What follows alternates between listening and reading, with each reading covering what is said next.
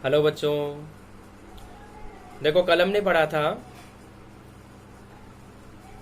उच्च स्तरीय प्रबंध के कौन कौन से कार्य होते हैं। और उच्च स्तरीय प्रबंध के जो कार्य हैं उन कार्यों को आपने दो भागों के अंदर बांटा था। एक तो था लिविंगस्टन के अकॉर्डिंग और दूसरा जो है वो आज आप पढ़ेंगे उच्च स्तरीय प्रबंध के सामान्य कार्य कौन कौन से हैं। अर्थात उच्च स्तरीय जो प्रबंध है वो उच्च स्तरीय प्रबंध किन किन कार्यों को रखता है, कौन कौन से कार्य उच्च स्तरीय प्रबंध में किए जाते हैं, उच्च स्तरीय प्रबंध के माध्यम से किन किन कार्यों को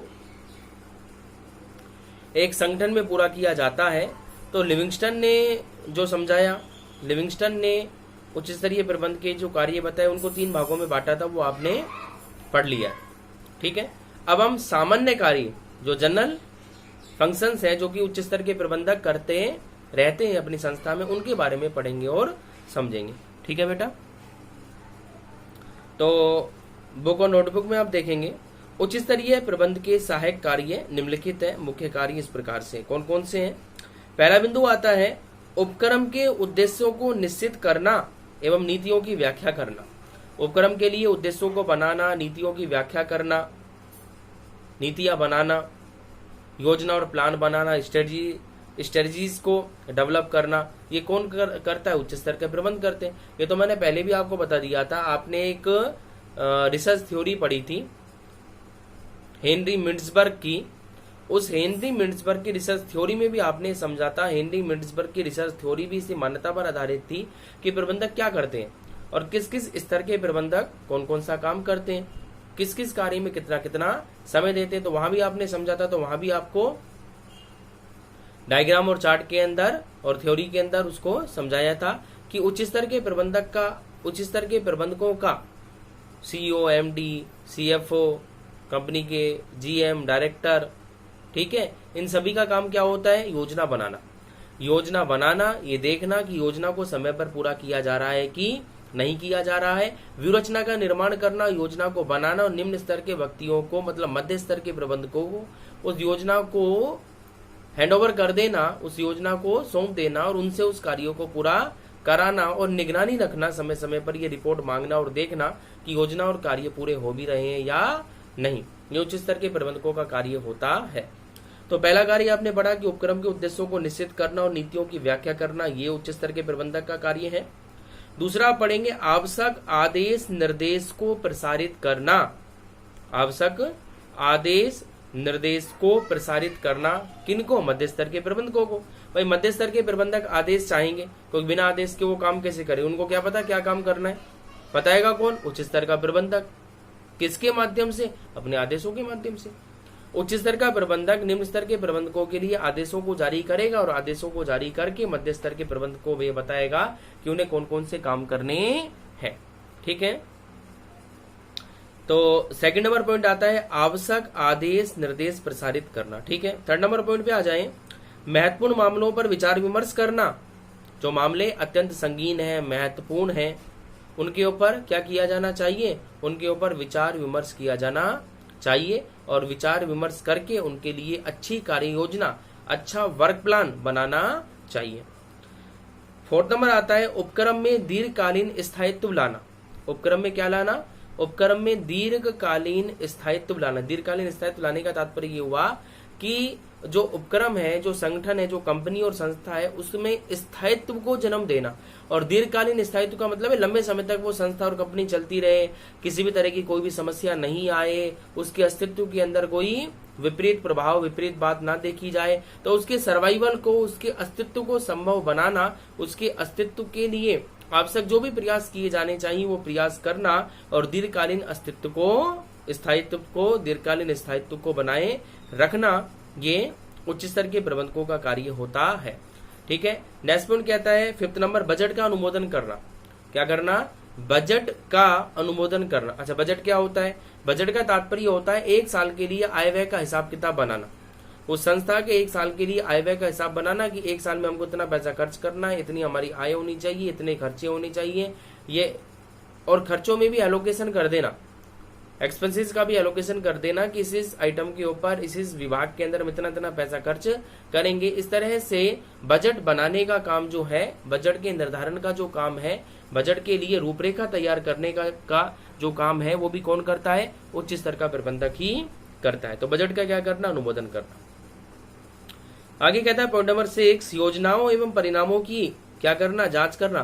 भाई जो योजना बनाई है, जो वर्किंग प्लान उन्होंने बनाया है, वो पूरा हुआ भी है या नहीं, उसको समय पर पूरा किया जाना चाहिए। समय पर पूरा होने के लिए आपको समय समय पर क्या रखनी पड़ेगी? निगरानी रखनी पड़ेगी, निगरानी रखनी पड़ेगी, जांच करना पड़ेगा। समय समय पर आप क्या करेंगे? सुपरविजन, देखभाल करेंगे, पर्यवेक्षण का कार्य आप पूरा करेंगे। तो योजनाओं और परिणामों की जांच करना भी आवश्यक होता है। इसके लिए रिपोर्ट मांगी जाएगी। रिपोर्ट किससे मांगी जाएगी? तो जो मध्य स्तर के प्रबंधक है, और मध्य स्तर के प्रबंधकों से रिपोर्ट मांगेगा कौन? उच्च स्तर के प्रबंधक। तो मध्य स्तर के, उच्च स्तर के प्रबंधक मध्य स्तर के प्रबंधकों से रिपोर्ट मांगने का काम करते हैं, ताकि योजनाओं का अनुमोदन किया, ताकि योजनाओं की जांच की जा सके और ये पता लगाया जा सके कि योजनाएं समय पर पूरी हो रही है या नहीं, और उसमें कुछ सुधारात्मक कार्रवाई तो नहीं करनी है, कि नियंत्रण कमजोर तो नहीं है, संगठन के कर्मचारी, संस्था के कर्मचारी लापरवाही तो नहीं कर रहे। पता कैसे लगेगा? योजनाओं की जांच करने से।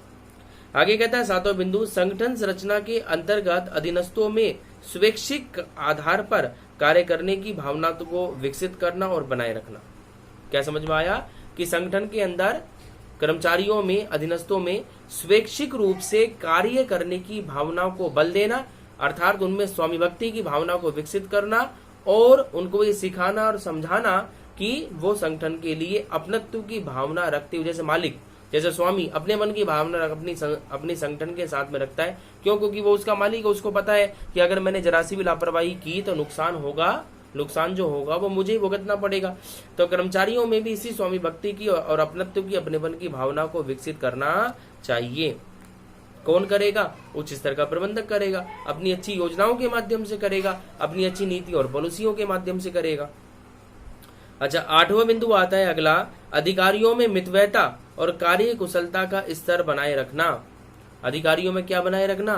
कुशलता बनाए रखना, मितव्ययता बनाए रखना, कुशलता का अच्छा स्तर बनाए रखना, उनकी दक्षता और क्षमता को सुधारना, कर्मचारियों में निपुणता को विकसित करना, उन्हें तकनीकी ज्ञान प्रदान करना, सलाह और सेवा उपलब्ध कराना, उनकी समस्याओं का समाधान करना। ये सारा काम किसका? उच्च स्तर के प्रबंधक का है। ये समस्त कार्य किसका है? उच्च स्तर के प्रबंधकों का है। उच्च स्तर के प्रबंधक मध्य स्तर के प्रबंधकों के साथ में उनकी समस्याओं को सुलझाने का प्रयास करते हैं और विभिन्न प्रकार का जो ज्ञान है वो ज्ञान भी उपलब्ध कराते हैं। ठीक है। अगला 9वां बिंदु आता है मुख्य कार्यकारी अधिकारियों का क्या करना? चयन करना। मुख्य कार्यकारी अधिकारियों का चयन किसके माध्यम से किया जाता है? उच्च स्तर के प्रबंधकों के माध्यम से किया जाता है। उच्च स्तर के प्रबंधक ही निर्णय लेते हैं कि मुख्य कार्यकारी अधिकारी कौन होगा, मतलब किस विभाग का कौन मुखिया होगा। विभागीय अध्यक्ष, विभाग के हेड और विभागों के मुखिया को चुनने और चयनित करने का काम भी किसके माध्यम से किया जाता है? उच्च स्तर के प्रबंधकों के माध्यम से किया जाता है। और लास्ट पॉइंट आता है 10वां, उपक्रम की संपत्तियों के, उपक्रम की संस्था और कंपनी की संपत्तियों के प्रणासी या निक्षेपी के रूप में कार्य करते हुए, उपक्रम की संपत्तियों के प्रणासी या निक्षेपी के रूप में कार्य करते हुए उनकी क्या करना? उनकी सुरक्षा करना। देखो पहले भी हम क्लास में डिस्कस कर चुके हैं, आपने 11वीं में भी पढ़ा। प्रणासी या ट्रस्टी क्या होते हैं? प्रणासी या ट्रस्टी का तात्पर्य एक ऐसे व्यक्ति से है जो कि अपने न्यास या अपनी संस्था की संपत्तियों को सुरक्षित तरीके से संभाल कर रखता है और लोगों की आवश्यकताओं को जो ट्रस्ट के माध्यम से पूरी हो सकती हैं वो पूरी करता है, लोगों को विभिन्न प्रकार की सेवा और सहायता प्रदान करता है, उनके उपकार के लिए कार्य करता है। और सबसे खास बात ये ट्रस्ट की, वो ट्रस्ट का संरक्षक है। ट्रस्टी जो है ट्रस्ट का संरक्षक है, तो उसकी जिम्मेदारी है कि वो क्या करे? उस ट्रस्ट की संपत्तियों को सुरक्षित तरीके से संभाल करके रखे। तो जैसे ट्रस्ट में ट्रस्टी की जिम्मेदारी होती है, वैसे ही एक संगठन और कंपनी में किसकी जिम्मेदारी होती है? उच्च स्तर के प्रबंधकों की जिम्मेदारी होती है कि वो संस्था में मालिकों ने जितना जितना पैसा लगाया है, शेयर होल्डर या अंशधारकों ने जो जो पैसा कंपनी को दिया है उसकी सुरक्षा करेंगे, उसकी देखरेख देखभाल करेंगे, संगठन की और कंपनी की और कारखाने की संपत्तियों को सुरक्षित रखने का जो प्रयास है वो इसके माध्यम से किया जाएगा। ठीक है, तो लास्ट पॉइंट 10वां पॉइंट आपको समझ में आ गया होगा। क्या करना, प्रन्यास या निक्षेपी की तरह संपत्तियों की देखभाल करने का कार्य भी इनके माध्यम से किया जाता है। तो ये है आज का आपका आज की आपकी स्टडी कि उच्च स्तर के जो प्रबंधक हैं वो क्या करते हैं, कौन से काम करते हैं, उच्च स्तर के प्रबंधकों के माध्यम से कौन कौन से काम किए जाते हैं, उनके बारे में आपने पढ़ा और समझा। ठीक है, कल हम पढ़ेंगे नेक्स्ट वीडियो के अंदर उच्च स्तर के बाद आता है मध्य स्तर, मध्य स्तर के बाद हम पढ़ेंगे निम्न स्तर कि जो मध्य स्तर के प्रबंधक हैं उन मध्य स्तर के प्रबंधकों के माध्यम से कौन कौन से कार्य किए जाते हैं, उनके बारे में हमको पढ़ना और समझना है। ठीक है, ओके बेटा, थैंक यू।